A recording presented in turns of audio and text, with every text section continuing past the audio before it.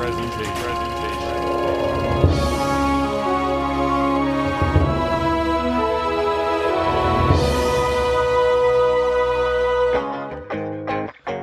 everybody. Welcome back to the Cult Classic Podcast.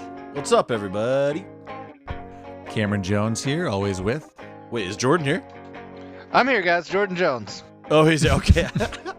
Right now, what we're having is a failure to communicate. I shouldn't have done it so early. We're back. We're doing our first, I think, Prison Break movie. We're doing our second Prison Break movie. What was our first Prison Break movie? Check out our episode on Con Air. Oh, that's true, kind of. And Escape from New York, I guess, is sort of a little like that. We're doing the 1967 film, Cool Hand Luke. Cool Hand Luke is the story of troubled World War something veteran Luke and his journey in the correction facility and him raging against the man. He's got a problem with authority, but damn if I don't respect him. Luke is a rebel with a cause? It seems like Luke is a rebel without a cause. No, it seems like he's angry. Well, we know that much. He's angry at the world. He's a world shaker. Directed by Stuart Rosenberg. Also directed the Amityville Horror. Paul Newman. George Kennedy. Lou Antonio. Joe Van Fleet. Dennis Hopper's definitely in there. He's in there. He's in here. J.D. Cannon. Robert Drivus. It's got Technicolor and just about as tan as actors can get. It's true. A laid-back Southern man is sentenced to 2 years in rural prison, but refuses to conform. Luke Jackson is a cool, gutsy prisoner in a Southern chain gang. Cool Hand Luke.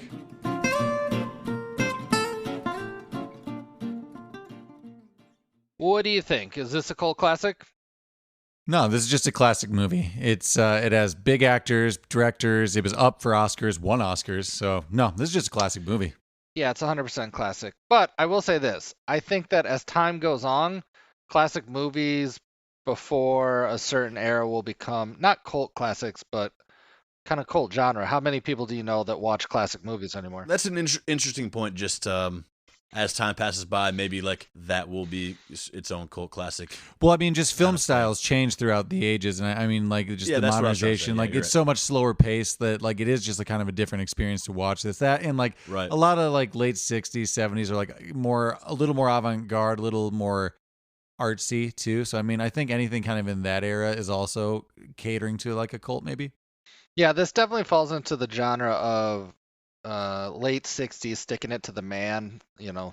Yeah, I mean Dennis Hopper's in it once again. Dennis Hopper's in it, but you've got this anti-authority movies. You've got this Bonnie and Clyde.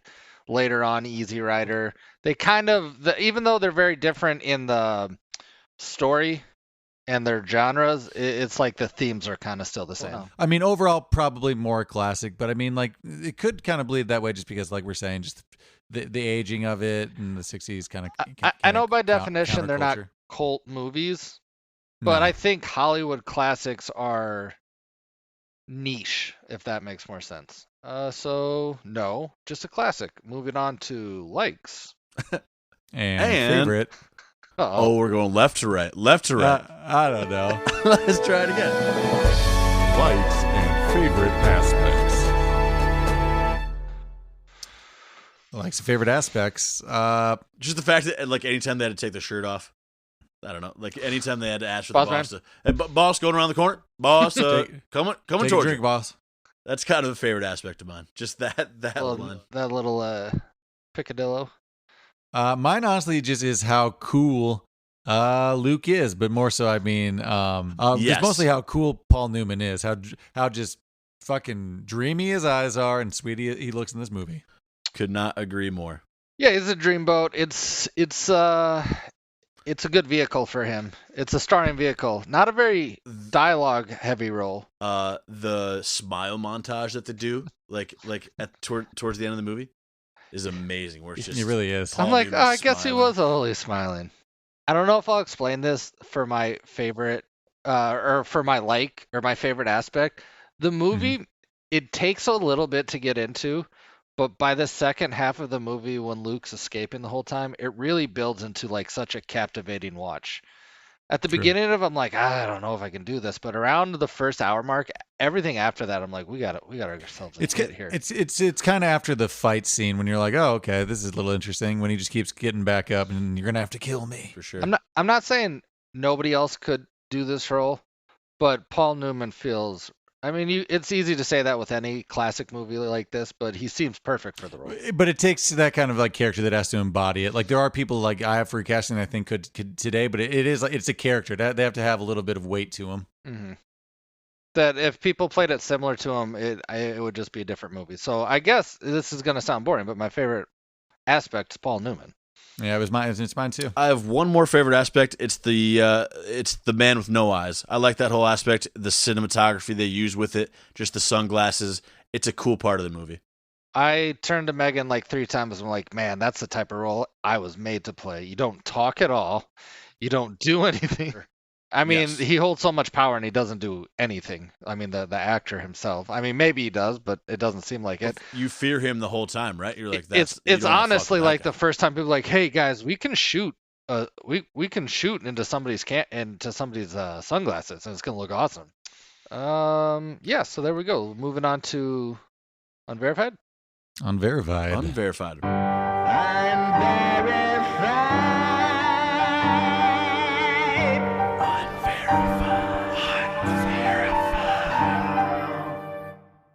Should we just start with maybe like the awards this movie has won? So we did allude to this. This is a classic movie. It's not just like a cult classic. It was up for a few Oscars, I believe 5 maybe. Paul Newman was up. He did not win, but Best Supporting Actor went to George Kennedy, who played Dragline. There's actually an interesting fact about George Kennedy, who played Dragline. He took out a $5,000 ad for himself. Like in billboards and magazines, and it's that picture where he's holding up Luke at the end of the movie, and it just says, I'm that guy, and he campaigned for himself to win Best Supporting Actor, and because of that he did. He was surprised. He didn't think it would work, so he didn't have a speech prepared whatsoever.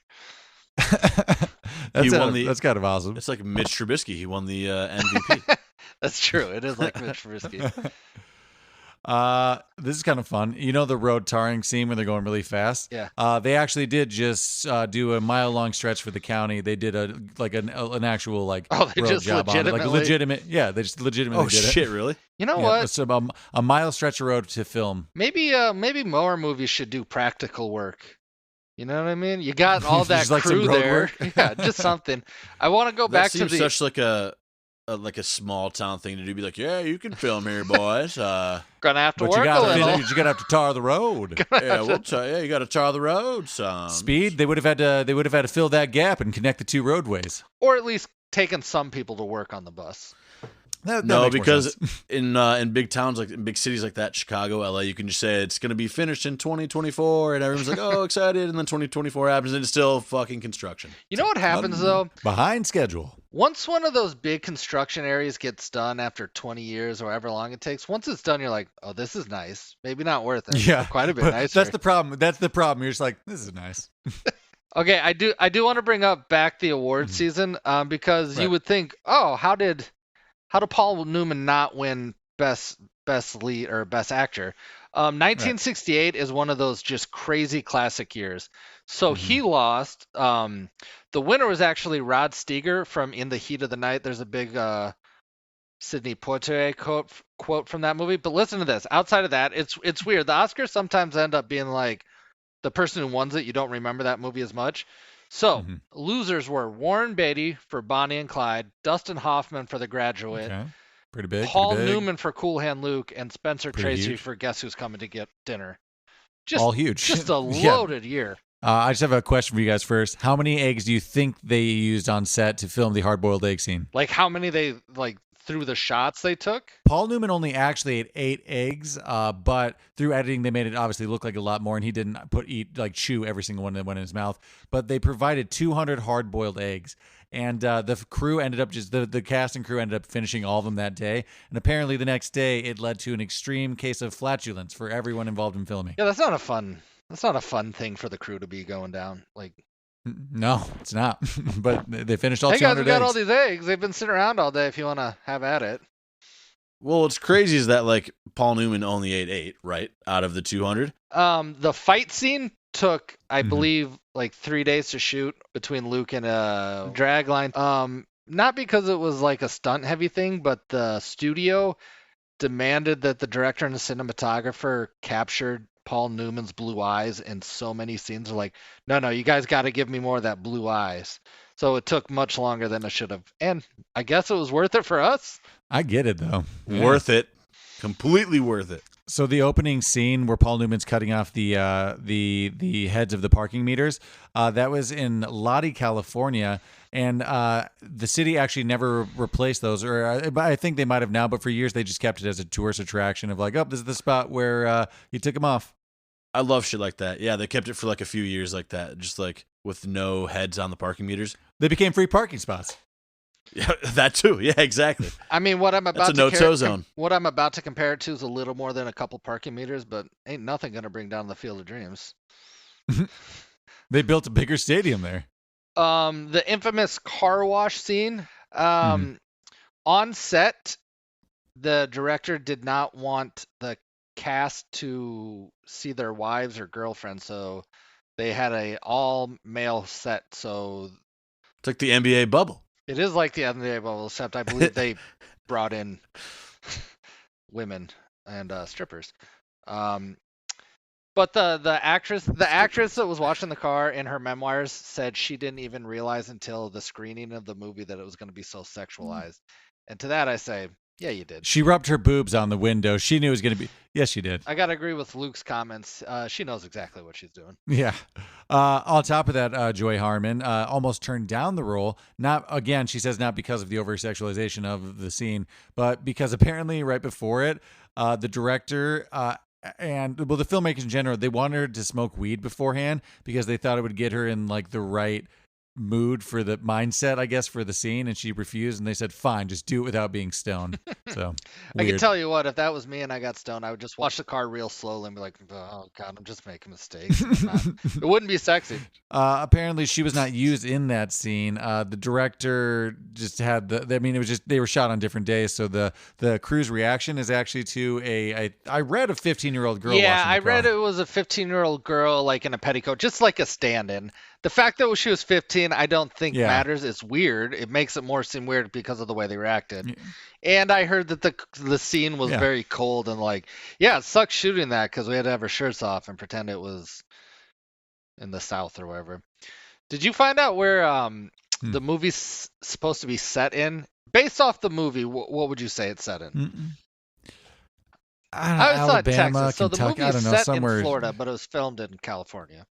And that's why it doesn't look like Florida at all. Huh. So the scene where Luke plays Plastic Jesus, it's the song that Paul Newman's playing when his mom dies. Paul Newman insisted on actually learning the instrument, but it took him a long time to learn it, so they had to reshoot a few different times where they even tried to shoot it, but he just couldn't get it down.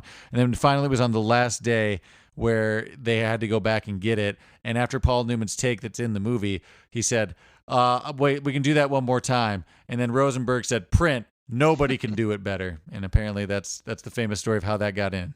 I'll say it here. We'll talk about the quote, but the famous quote, what we've got here is a failure to communicate, is number 11 all time on AFI Top 100 Quotes. So we've talked about this before, but Morgan Woodward, he plays the intimidating boss with the sunglasses, Boss Godfrey. He actually originally had a bunch of lines in the movie, but the director, Stuart Rosenberg, felt that the voice didn't match up for the intimidation of this character. So they cut all the lines except for the one line he still had was, Luke, fetch the rifle. And otherwise, I mean, they pretty much kept him silent because his voice was stupid, but it did add, a huge amount of like tense and intimidation. Think of all the other guards. He would have just been one of them, and now he's an iconic movie. Yeah, he just would have been I bet he went to that movie and he's like, what the fuck? I don't know how I do not know this, but the consumption of the 50 eggs was repeated in Jackass 2001 episode on MTV. Apparently, they tried to eat 50 eggs. I haven't seen it, but I'm going to look it up after this. So. I bet it's real gross. I mean, you can't be able to get past. I'll wait to the next category. Nobody can eat. This is more just for myself. You know the song "When My Time Comes" by Dawes. Have you ever seen the music video for it? They just straight up parody Cool Hand Luke, and they do a pretty good job. The funny thing is that they got really? So the band are like all the prisoners, and then they have a kid playing the Luke part. But it's pretty good. You guys should check it out. I do have just a funny non-credited person who's in there, though. The role of the sheriff is uncredited Rance Howard. That's the father of Ron and Clint Howard. Oh, nice. He's just the sheriff in this that just like comes in. A working TV actor back in the day, and I think did Western TV shows. So this one's kind of funny. This is the last thing about the infamous car wash scene. But in an interview, George Kennedy said how that iconic car wash scene was supposed to be one day of shooting, and it went on to 3. I'm not sure if Jordan said this or not. But somewhere there's 80,000 feet of film with Joy Harmon washing that car. I wonder why. I mean, it seems pretty predatory, and I'm sure in 1967 it was even worse. The writer of the script, Don Pierce, was an ex-convict. He was a merchant marine, and he got thrown in prison in France for counterfeiting money or something like that.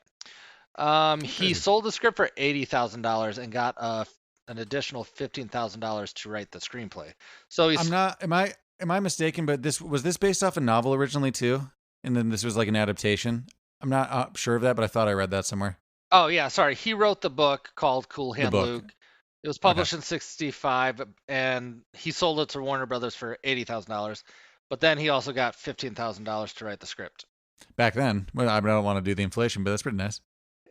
He's saying that he once the screenwriter ate 50 boiled eggs for a bet in his time in prison. Huh. For in an hour? That's the whole thing. That I don't know. Yeah. But that's all I got. This one's a huge one. I mean, it's a classic movie. It was an Oscar nom and winner. So if there's anything cool old Hollywood stories that we're missing, make sure you write in on social media under the movie posters and let us know some cool facts about this movie. We're going to move on to questions, comments, animosities. Questions, comments, animosity. This is just kind of like a throwaway question, but you kind of wonder what the parking meters was about at the beginning. He says it was like he was just settling an old score, but I wonder what that was about. Local cops? I said the same. I had the same comment. Like, what are we doing there? What are you doing there, Paul? I get like a drunk and disorderly for him being like kind of angry about the war, but it seems like he should have been doing, I don't know, just being belligerent or something. I don't know. Well, he's still like cool and likable, so you don't want him being too big of a dick off the bat. Can you believe he got 2 years for that though? That is pretty. That is by. Did he resist arrest? Did I miss that? Because it seems like he went pretty. Seems like he was smiling and jovial and charming. I mean, he might have done like 6 blocks worth of those, but it looked like he just did about 5. But they don't show the straw of houses he burned on the way to like the parking meters. The one thing I'll maybe even say on that though is like with those, I think those parking meters are technically like federal property, so it might just be a federal offense, so an automatic, just one of those things. Just an automatic like big thing like a mailbox. Don't mess with it. It's definitely like a fuck you to the big man. So I love that trope. Well, that's one of the reoccurring themes. I don't know if his intent was to stick it to the man by chopping down a federal crime, but he obviously has something against authority.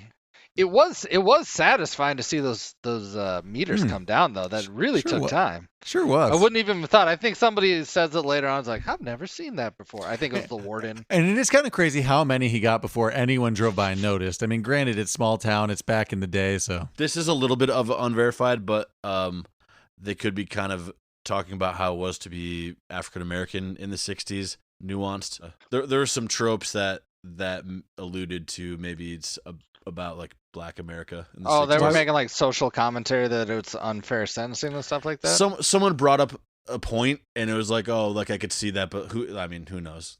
So this is a common animosity just about me. I'm forgetting a lot of the rules on night 1 and spending the night in the box. I'll remember like 3 of the 20 he said, but I'm going to spend the first month in the box. Them clothes got laundry numbers on them.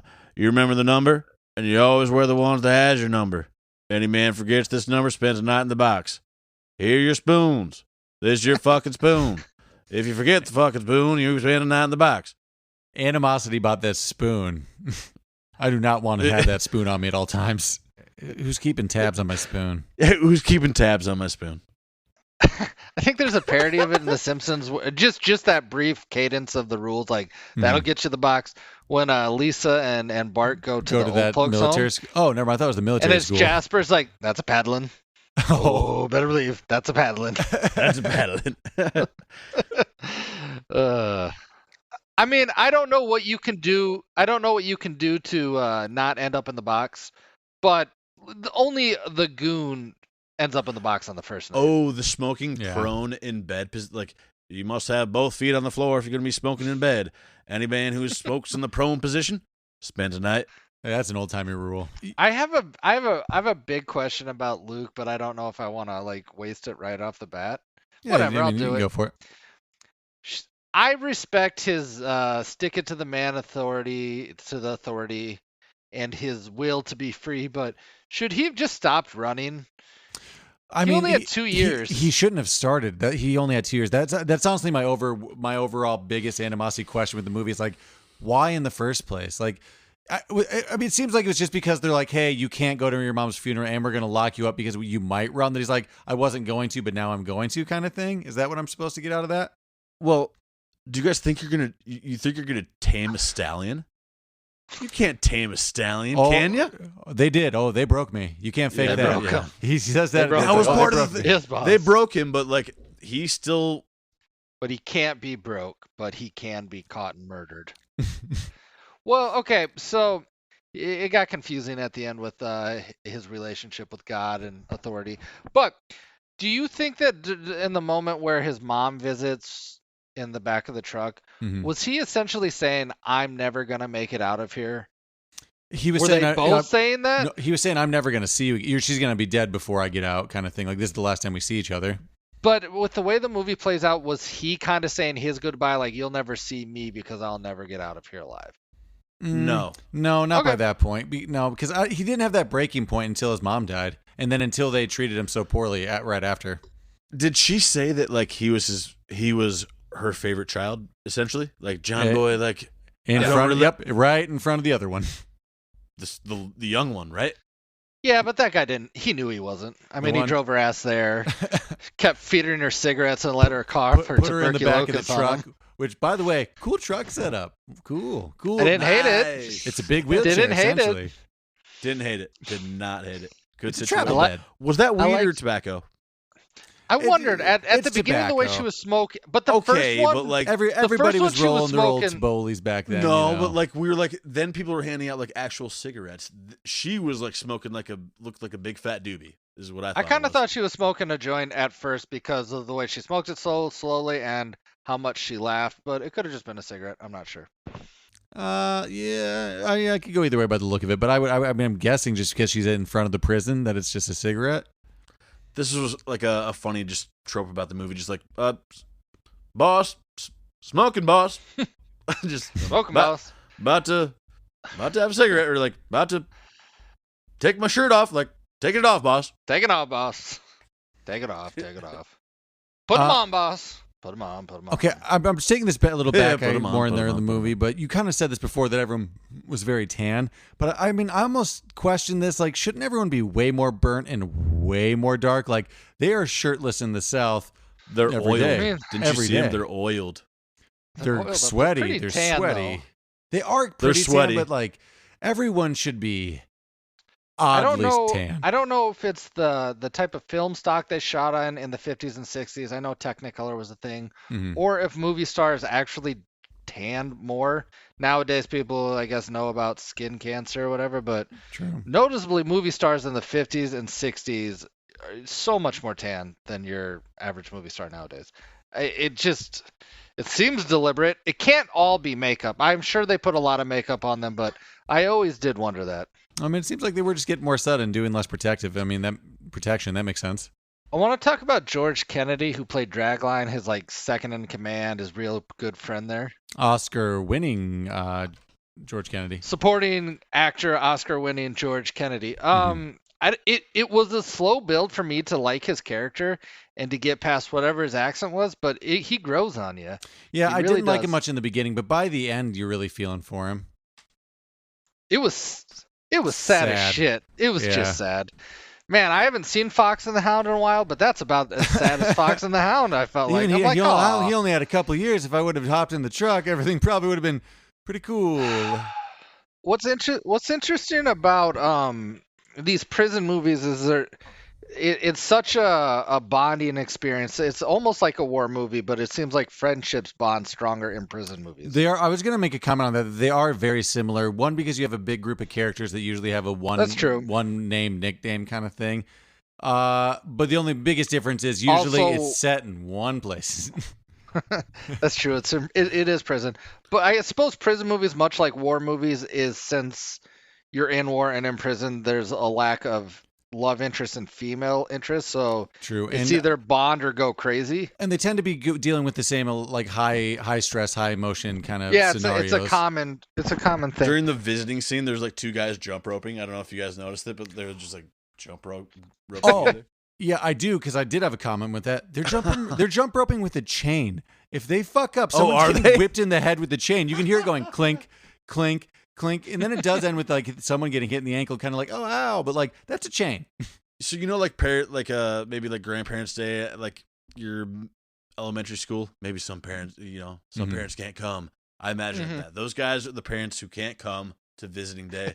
They're jump roping together. Jump roping in front. Exactly. Which brings me to like a comment. To come anyway.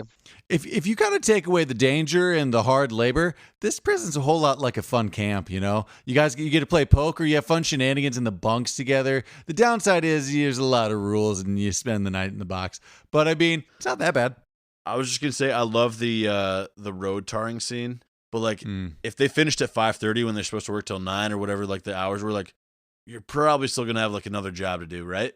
Yeah. Oh, I imagine then the bosses would be like, cool, now we're turning this corner and hitting this stretch. Yeah. Yeah. We're way ahead of schedule. Yeah, we're not just the only way I thought they could get out of the work is like, well, unless they have a CB radio, there's no cell phone, so that guy was just there to tar one road. That scene's essentially the roof scene in Shawshank when they're sharing the coke. Yeah.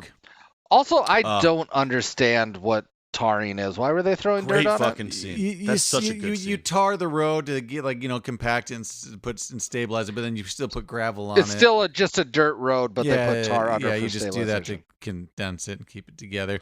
Okay, question to you guys. Out of the hard labor they dug ditches, they whacked the grass away, they built a road, and then Paul Newman did just dig holes. Which would you rather do for your prison hard labor? It seems like out of the ones, the ditch whacking is the best. The scythe. I mean, it seems awful. Yeah. Yeah, the weed whacking. Scythe. Yeah. The road one seemed like fun camaraderie. I'll say that much. Yeah, but prior to that camaraderie, they didn't seem like they were in for a good day. No. I don't know. Jesus. I don't know if anybody agreed on the fact that like if the job was done, that like we're just done working. Like I think we find another job to do. And more importantly on that, if I'm a guard that's like not maybe in this like inner circle, like, hey guys, I didn't agree to jog and do this super hard and fast. Like, hey, I don't know I don't know what they're doing. I'm working my pace. I'm working my pace here on this side of the road. I think you understand though that you're like, I gotta go fast. Otherwise, they're gonna beat me to death with shovels. They're gonna beat me in the face with a baseball bat. Oh, also, this kind of might answer some of our questions about Luke's choices in the end of the movies. I think he might have in real life suffered some CTE and brain damage from taking, 400 hits to the head and just getting back up. You can't just do that. He seems fine later that night, but he would be in bed for a week with like a headache. Yeah, he would.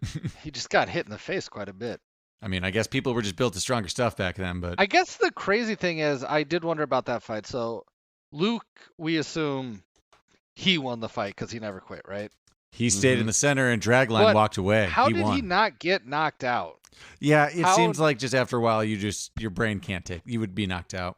Dragline was just like keeping him on the edge, just bopping him in the nose. Like, oh, fuck, you're just making him bleed? Come on, just knock him out. Like, let's be done with this. Why didn't it? I mean, I guess the guards are evil, and we know that by the end, but like, Jesus, someone should have stopped that. Even the guards like, someone should stop this. You should stop this. They all looked like they wanted to, but I guess the guards was like, I guess it's what they do. It's their weekend. It's Saturday. Also, that is kind of was like, stop, just like, don't get up. We didn't bring that up, but that is just kind of crazy. The fact that the prison just has fight day. Just, hey, and if you have any problems, I like that goes between two things. There's no grab ass and or fighting. We save those for Saturday. You can Does grab that mean ass. there's also does that mean there's a grab ass option too? Like me and John are here to grab ass in the circle. I think a lot of those white collar, like they were making fun of the white collar prisoners. They were in there grab assing. Okay. I'm led to believe. Oh, I did forget. Harry Dean Stanton's in this movie. You may recognize him as well. He's in another really good prison movie. Is in Green Mile. He's the old janitor. He's the guy that plays the guitar in a lot of these scenes. He's kind of a country western singer and actor. He's good friends with who smokes a lot of weed, Willie Nelson. They're drinking and smoking buddies. And what's crazy is I looked at him in this movie. I'm like, man, that's like 30 years from when I saw him, and he looks old now. Because if you drink heavy your whole life and sit out in the sun and play country or western music, you're going to age poorly. He died in 2017, so he lived for a long time. Cool guy. Harry Dean Stanton. Did I already bring up the big old-time boxing gloves? Just comparing them to like the big old-time football shoulder pads. Like those are awesome. Just like anything oversized that we just eventually slim down. Yeah, with padding like that, you could get punched in the face for a day. Those look like Mario gloves. I mean, what are we doing here? Apparently they're just like sock and boppets or whatever their names are. Yeah, that's a sock and bopper for sure. How many eggs do you think you could eat hard boiled? I don't like hard-boiled eggs. Let's preface this. Could you eat 50 eggs in an hour? No, fuck no. No, I don't know. That's why I'm saying, how many can you eat? Let me ask you this. Could we three split 50 eggs in an hour? Probably, yeah, because I think I could do somewhere. I mean, if we're all doing like 15-ish or like 10. Yeah, what's the math there? That's like 18? So I have a question. Hard-boiled eggs, I don't know. 16 and a half? I think if you scramble them up, we could do 50 eggs in an hour. You can't scramble. Scrambled eggs, I think it'd be hard to eat that dense yolk. I think that'd be the hardest part. It would get a little tiring after a while, and just I feel like my mouth would get coated, in yolk. Give me a nice poached egg. Yeah, maybe. I have 50 sunny side up eggs here. You just have to eat as many helpings as you can. Okay, so that's an iconic scene. I do want to bring up one important part of that. When they're going over the stipulations of the bet, the one guy right at the end, I don't know the character's name, is like, there's a caveat. You can't throw up. I'm like, ooh, that's a good caveat, my main man. That's how you get your money back. I would have taken a laxative and just eaten over a toilet and just continuously shit them out. And that's how I would have done it. Honestly, guy, when they were handing him that bottle, I thought that's what they were doing. Like, you can't lube the track kind of thing. I thought he was just going to eat and shit. So if I had $20 on him on the under, like him fucking puking, I'd be pissed at the last 10 seconds where fucking Dragline is like just like chomping, is basically like chewing for him. Yeah, like, I think that Dragline pretty much hustled people to an extent, but he could do that because he was going to beat the shit out of them on Saturdays. True. Oh, I actually do have a question. This did confuse me. Did Dragline and Luke essentially just loan back the money to everybody? They just kind of gave back people's money? It did kind of seem, or he said, he did allude like, oh, Luke's as mean as like a something though, so maybe they didn't. Yeah, there was a part where like, I'm not sure if he did or not. I mean, I think they did, though, actually, now that I'm thinking about it, because they were kind of alluding that, like, I mean, he obviously just did that for the fun of it. He's lifting everybody's spirits. He's taking on all their shit, kind of, don't put that on me, or whatever he says when he gets out of bed. This is a random thought I just had, but, like, the beginning where the new guys come in, and he's like, yeah, I'll give you $1. Like, there's this job where you just sweep instead of shovel. I'm not going to lie to you. I would fall for that. I may not go up to the guard. Me too! I may not go up to the guard, but I'd be like, yeah, I'll give you $1. I just came from the outside. Sounds like this is going to be awful. After the first time the guard was like, no, I'd be like, okay, I'm going to pick up a shovel, though. Okay, just so that way. And then I'd go up to the guy, just give $1. It's like, hey, could I get my $1 back? And then I'd like end up, getting the shit beat out of me. Just it catches you up to speed. It catches you up to speed on kind of the gang that's already at the jail. Like yeah, I mean, kind of like you always got to have those in those like war movies, prison movies. You got to have those fresh meat. They got to get in the real shit. I was surprised in the time that they were there. I do believe more characters came and new prisoners, but it was tough for me to tell how long Luke had been in there. Agreed. And like when the newbies came, it was a little hard to. I would say under 2 years. Yeah, I mean, and then 2 years, like, but he extended his prison sentence for 2 years. Just chill the fuck out, dude. Like 2 years, right? The first time he ran had to be at least a year into his sentence. Yeah, or at least a few months in. At least, I mean, you have like a year and 4 months to go. I'd be cool hand Luke for 2 years. My heart broke for his sidekick when he's like, "Oh, when you escape from here, you don't do shit and you just get caught." Oh, that's a bummer. Oh, question. This is like an honest question. Sorry. Was Harvey Keitel in this movie? And if not, who is that super ripped, hairy guy that looks like Harvey Keitel? It's not Harvey Keitel. He'd be way too old. I don't know who it was. I didn't think it matched up age-wise. It looks like him. I mean, you're saying that that's Harvey Keitel the way you know him to look like in 1993 in 1967, though. Yeah, that was my problem with it. I was like, who's this hairy wolf man, and is he related to Harvey Maybe it's Keitel? Harvey Keitel's like dad or something. I don't know. Could be. I don't know. But terrifyingly hairy. Yeah. I don't know. I don't think this is the earliest prison movie or it's the most realistic depiction. I know like Escape from Alcatraz came out around here, but it definitely seems like this is one of the movies that influenced so many later on prison movies, especially dramatic ones. Would you agree with that? It got quite a bit of tropes in there. Yeah, I would agree with that. So I don't know if it's the original, but it's definitely an important one in the Great genre. Escape may have came before this. Yeah, I think it did. And there definitely are other like prison movies before this. And there's so many similarities between this and The Great Escape, and I won't go into them because we might talk about it in our Mount Rushmore. I do want to check out when that movie came out. While you look that up, just one last little animosity for me. Kind of just feel bad for the dogs. I mean, they aren't inherently evil. They're just trying to find Luke. Yeah, I would say that's more of an owner problem if you let it run. Yeah, we've got PETA here. Hold on. It does seem like the dog guy maybe should have. I think they do just call him, "Hey, Dog Man." Do they call him Dog Man? I do believe they call him Dog Man. I think that's kind of Dog Man's fault, but he didn't seem like the brightest. Because it's still the 60s and it's much more modern than movies from the 40s or 50s, like a lot more realistic.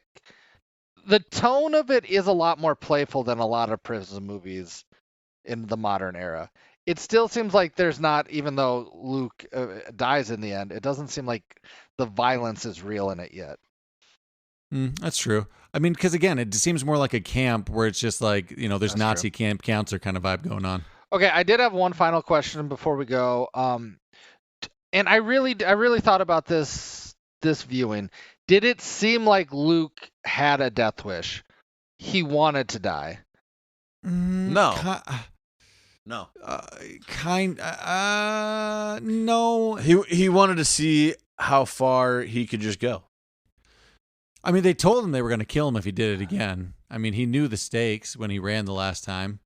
Well, okay, then if he was just pushing boundaries, did he really think he was going to ever escape? Or was he just a character that, I know he says, I had never thought about more than like so many minutes ahead of time, you know what I mean? Mm-hmm. Do you think that's true? Yeah, I think it is. I think he was that's why he keeps getting in trouble. He's just flying by the seat of his pants and making big, bold mistakes. He's literally just a caged animal that doesn't know any better. He can't find any elbow room in this world. Okay. Can't find any elbow room, Jordan. But I'm not sure. I mean, he had to know he was going to die. But I mean, the way he's still kind of being playful, I'm not sure if he exactly knew. But he was right get at the end shot of the through movie, the window. No, I don't understand. I don't think he was expecting to get shot through the window there. If that's what you're asking, no. No, I think he thought he was going to get shot coming out the front door. I don't think anybody thought. No. I don't think anybody thought he was going to get shot, though, including the warden and the other guards or the dogman. They all do look at that guy. I think like, they were all caught off guard by that, really, in the moment. And I don't think a lot of them wanted him to get killed. Is that why the prison guard is taking him? Is it a cover-up? Is this a cover-up, are we assuming? Oh, I don't know. No, I don't think you got to cover anything up. We'll take him. He's ours now. I think just back then, you can do anything you want, You know how the guy with the dog came oh, he shot Blue, brought him up to the porch and flopped him down oh, here's Blue. We do the same thing with Luke. Oh, here's Luke. We brought him back. I don't know. It is a very sad ending. I guess maybe realistic, but They do save you. They give you that smile montage, and you're like, oh, it's okay. That smile montage at the end really is nice, man. I'm not gonna lie. That is some one of my favorite aspects. Yeah, I brought that up. That is a much needed sugar in a sour lemonade. Just some sweetness to make it palatable. Don't worry, Jordan. He has the legacy of the smoothest guy in a roadside prison. Yeah. In a prison of 10 people just digging ditches that nobody will ever remember. No. My God, was he beautiful. Oh, I did have one actual question that I forgot to ask. Shoot. Do you think, and it's tough because I know him as a movie star, but do you think Paul Newman is respected as an actor and a good-looking person, like a movie star? Yeah, I think so. I mean, honestly, I haven't seen too much of Paul Newman's work, to be honest, so I can't say a lot, but I mean, I knew him as a household, like, movie star. I know. I think that there's some people, though, that are too good-looking to get respected, maybe like George Clooney when he was younger, but then aged into getting better roles that fit him. It seems like there's a lot of similarities between the two of them. And then it seems like there's some people that are like Brad Pitt who aren't the best actors, but as they age, there's more like gravitas and wisdom to the role just by the nature of them being older. I see what you're saying. I kind of get that. I mean, I could see him falling into that category. I don't know enough for me to actually kind of bounce off of, but I mean, obviously he was nominated for Oscars and stuff like that and won. And I think he had a lot to do with, the Inside the Actor Studio. I think he had a lot to do with setting that up. Yeah. I do know that he did petition really hard to get this role just because he wanted to take something that maybe wasn't as like type cast for him, and he wanted something a little more challenging. So I know he also did do a lot of work just perfecting his accent. He tried learning the banjo, didn't quite get there, but so I know that the this was tough, right? I mean, I assume like learning any instrument is hard, but I mean, it did seem like he put the work in to break the mold of what you're kind of trying to say to get into those more serious roles and get the respect. And it was an Oscar nominated role. So I guess the real answer is that sometimes when you're as good looking as him, you get pigeonholed and you have to break through. True. Or just kind of age out of it. That's true. Aging out of it does help. Until you're just like a rugged, handsome, wise character. That's true. And then, I mean, this is still in the prime of his career, but I mean, I know him as an old man character actor. I mean, what was he in? Road to Perdition, isn't he the mob boss in that? That's one of his later roles in life. Oh shit, is it? Yeah, you're gonna think it's what's his name, who's the Von Trapp dad, but it's not. Interesting. I mean, for how often we talk about it, you think I would remember that off the top of my head? Yeah, but he's pretty old at that point. Oh, there is a trickle down thing. So, to your point, Paul Newman fought for this role pretty hard, right? He was very vocal as a celebrity and being anti the Vietnam War. That Richard Nixon had a list of like enemies of his, and Paul Newman, I believe, got as high as like 13 on that list. That's kind of cool for movies like this. That's like a cool way to be on like a enemy of the president's kind of list. Or I guess it wouldn't have been too hard in the Trump era, but something of that caliber being on a list is pretty nice. Yeah. All right. Well, that's all I got. I'm sure I missed some things. I'm also out. I don't feel like we talked enough about the car washing scene, but it happened. You saw it. I mean, we kind of just did an unverified. Obviously, it's an iconic scene, and it's an overly sexualized just thing. Just kind of getting. I mean, it's a prison movie. I didn't, but I could on the spot. If you I just want it to be Marilyn Monroe. That's it. She was, I think, dead by now. But if I were to remake this movie in the '90s, I'd probably just use the good old tune of "Tub Thumping" from. I get knocked down, but I get up again. You're never gonna keep me down. I get knocked. That's just what plays through the whole scene. It's the motif, if you will. Nice. I mean, you're talking to somebody that's the only physical non-burn CD I've ever bought. So Cameron doesn't like it, but I thought it was funny. Preaching to the choir. The Chumbawamba? Yeah, I got some Chumbawamba Tump Thumping. Love it. All right, moving on to recasting. Recasting.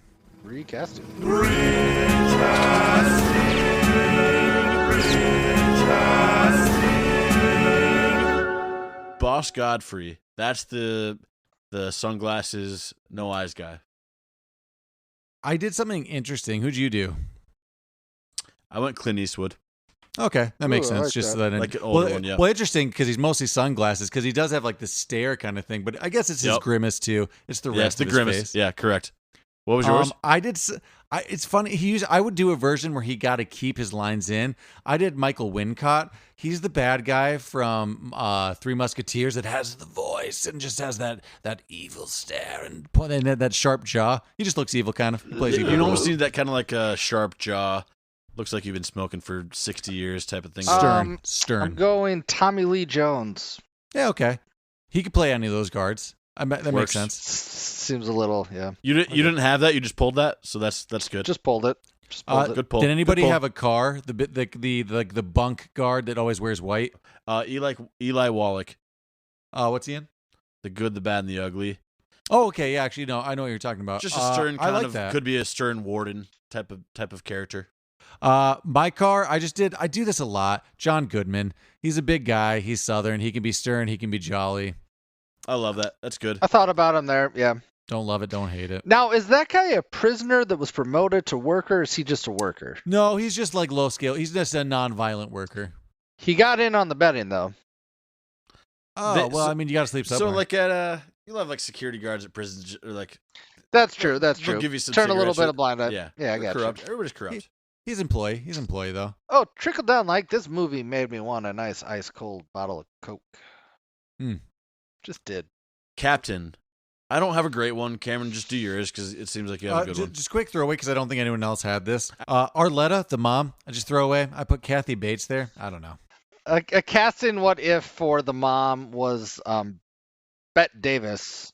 Yeah, I read Betty Davis was up for this, but just said no. I don't know. She got Betty Davis. Captain, I have two, so who wants to go first just in case I steal one? I'll go first. It seems like you thought about it more. I went Marlon Brando. Okay. I mean, that's a huge name. That would have been great. Like old Marlon Brando, right? Yeah, for sure. Yes. I went Philip Seymour Hoffman mainly because of the voice. It's Capote voice, and he could do it. He could do a little bit of that. I get He that. came up in my mind somewhere in this movie. I don't think it was that character, but he came up in my mind like that he would be in this movie. It would have been great to see him in a prison movie. Yes. I have two. Yes. The first one's Ben Garza. He plays the villain in Roadhouse. He's just the boss that owns like that little town. I'm not hugely in love with that, but Doug Hutchinson, he plays Percy in The Green Mile, that Weasley little one. Now he looks a little older, and he has a high voice, and he's Southern. He has a case of like old man baby face kind of. Little Percy. He could be that. He could be the warden. Oh, this was a trickle down question I had, but with the famous quote, "What we have is a failure to communicate." Mm-hmm. It's weird when big quotes like that aren't at very pinnacle moments of the movie, which he this dies. one wasn't. No, the last one I get was, but I feel like the way I hear it is from the wardens. That was just kind of in the middle of the sentence. It's weird how big quotes like that can just be at not pinnacle moments of the movie, although it ended up being at the end. Who do we have for dragline? I'll go first because I haven't talked and I don't feel like it's the greatest one, but I could not see it. His name is Bill Fagerbach. Hold on, so it's Coach's bumbling good friend and the MOON from the original Stand. Oh, okay. Yeah, okay. I thought about him. I don't know what his voice is, but I love that guy. He would have brought in something different to the role. A little more lighthearted, a little more innocent lightheartedness. More simple. Yeah. I always thought he'd be the perfect Lenny in Of Mice and Men. Oh, I also did I did for my two main roles, a modern actor and a classic actor. Mm-hmm. I thought Robert Mitchum for the classic actor. He's in what the hell is this? Dread Terror. Anyway, whatever. Robert Mitchum, if you're out there listening, that's a pretty good recasting for classic. My first one would be Ed Harris. Okay. Ooh, I like that. I almost like him as a prison guard, maybe more, just he always plays stern things. I don't know. For kind of a lookalike, I did Kevin Tighe. He plays Snyder from the Newsies. The "I will get you back to the refuge." That guy. Oh, you mean John Voight's like cousin? Is it? No, I don't know, but they look alike. Yeah. What a pull that is. Then I did Fred Ward. We did him in a movie. He was in. Is he in Tremors? Roadhouse? He's in Tremors, yes. Okay, that's what I thought. Yeah, I like that one.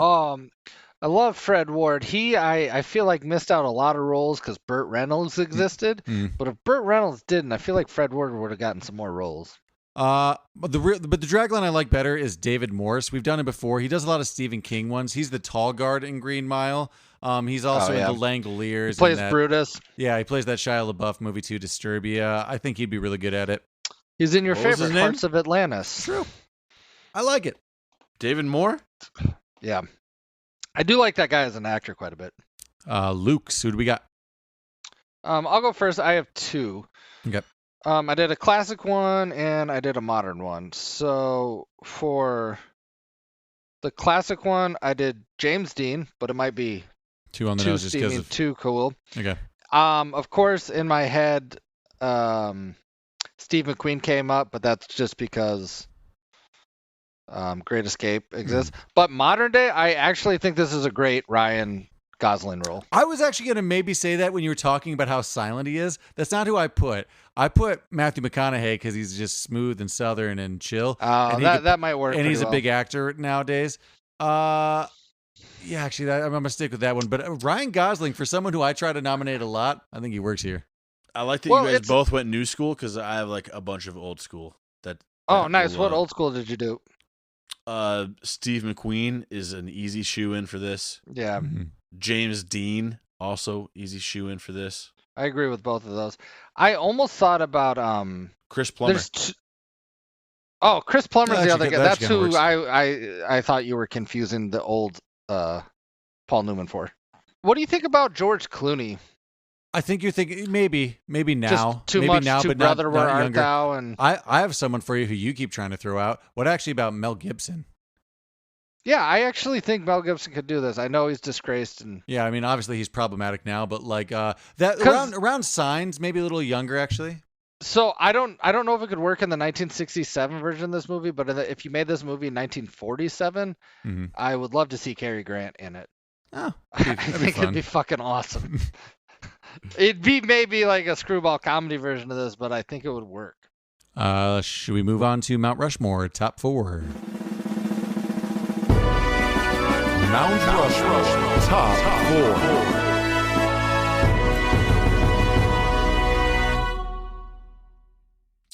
Mount Rushmore, top 4. Top 4. Do it.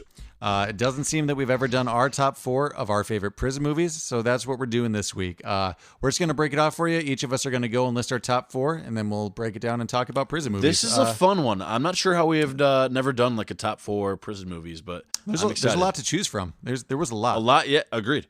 My 4 is Escape from Alcatraz, Clint Eastwood. My 3 is The Great Escape, Steve McQueen. Shawshank Redemption, Tim Robbins, and The Green Mile, Tom Hanks. I do have some similars, but I'm going to have a caveat with mine. Not that I did anything weird. I'm just going to say I was honest with mine, and I kind of put like not necessarily like what movies I've seen the most, kind of. So I know that some of these are classic and should be on the list, but just to be honest to myself, I put my number 4 as Holes with Shia LaBeouf. Hold on, are you trying to say I'm pandering? No, not at all. I'm saying that's a great list. You pick classics, and I had pretty much the same list, but I tried to throw some fun in there. I'll be honest, Holes at 4 is amazing. Sorry, exactly. Go on though. Holes is number 4. My number 3 is Con Air. Go back and see our Con Air. Oh. My number 2 is Green Mile, and my number 1 is Shawshank. I could have switched those two though, but actually, I'm pretty fine with that. Jordan, what's your list? Well, I'll get this out of the way. I am pandering right now and a little recency bias. Okay. Number 4, I put Cool Hand Luke, but it's because I just watched it. You've talked about this movie quite a bit before us doing it, so it would fit on your list. Okay. And then none of these will be a surprise. Number 3 is Con Air, number 2 is Green Mile, and number 1 is Shawshank Redemption. Okay, so pretty similar. But in all honesty, I might like Green Mile more than Shawshank Redemption. I think I do. I've seen Shawshank so many more times, it's hard to say. Green Mile is amazing. It's so good. Green Mile might be, but I love that movie so much. Here's something that kept popping up on a list that you're going to like, Jordan, and I wanted to put it on, but because it doesn't entirely take place in prison, The Count of Monte Cristo was on a lot of people's... that is a pivotal prison time. That is some good prison time. I do love that. I know you do. Chicken Run, which is also basically like a version of The Great Escape. The Longest Yard, let's not forget that. There's two. So which version do you want to even talk about? Both. I put both longest yards on them. I like them both. Just to get in a fun franchise and horror thing, Alien 3 takes place on a prison planet. It's not my favorite Alien, but fits the category. I do want to say, Mark, I did have The Great Escape as honorable mention, and I might have put it there. I love The Great Escape was my number 4, but then I took it off, to be honest, and put holes there. I watched that this past fall. I mean, it is a marathon to watch, just like kind of these Paul Newman type of esque movies are. But I don't know. They are so gratifying. It's really good. It's fun to watch these type of movies. There's another classic one I recommend if you like this, and what was the last one? Great Escape from Alcatraz. Yeah, The Great Escape. It's called Bridge Over the River Kwai. It's really good. It's another prisoner of war movie. I would check that one out if you like this and The Great Escape. Prisoner of War, Unbroken, also more recent. Yeah. I've honestly never seen Escape from Alcatraz, but I want to sometime. I've seen scenes of it, but I haven't actually seen it in a sitting. So that has been on my list though, something to get to. What about Cameron? This movie, I'm going to say a quote, guess the movie. Damn, we're in a tight spot. Brother, is that a we're prison out movie? now. Again, George Clooney, he's charming, man. He's funny. He actually has funny timing. So good. No, I think George Clooney that's a prison is escape movie, so I'll say that fits in there. Yeah, that counts. I had one that's like kind of borderline a prison movie, but I'm still going to consider it. It's One Flew Over the Cuckoo Nest because I think they're essentially. I did want to talk about. They're not like I did want to talk about prisoners. this in question comment. These are very similar movies. It's the same kind of antagonist character that's just fighting the system, and in the end, he dies. They're very similar. And like stories. all these movies came out around the same time period. I mean, Bonnie and Clyde is similar to this. This is similar to that in the way that you fight the man and you lose. The last thing I have is an honorable mention, and that's Shutter Island with Leonardo DiCaprio. That movie was predictable, and I hated it. Yeah. I saw The Goonies on a couple lists. They break out of prison. That's a stretch. They do break out of prison right at the beginning. That's not a prison movie. That's an adventure movie. Yeah, that's a cave movie, if anything. Man, The Rock. I mean, some of these are a little less like they're kind of sneaking into Alcatraz there, so I wasn't sure about that. So there's a whole genre of the Blues prison... Brothers. Like, what are we doing here? Like, we can't just include every fucking movie here. Yeah. There's Assault on Precinct 13. There's an original and a remake. That almost made my list. This is the last thing. I'd be remiss if I didn't mention it for the family and the guff. I saw Les Mis show up on a lot of these prison movies. I did see Les Mis show up too. I also saw Red Dawn show up once, and I think they just mean the prisoner camps, but I don't think that quite counts. That doesn't count. Yeah. It is such a good genre, a rich genre of movies. You can make action, dramatic, and comedy prison movies. It's such a weird thing. Thanks for listening to our take on Cool Hand Luke. If you like what you heard, make sure you like and subscribe to your favorite podcast app. Also, you remember to share. We are just a small grassroots podcast, so any help you can do is greatly appreciated. You can find us at Cult Classics Pod on social media, and you can write in your movie request to cultclassicspodcast@gmail.com. Boy. Talk to you next Thank week. you. Boy.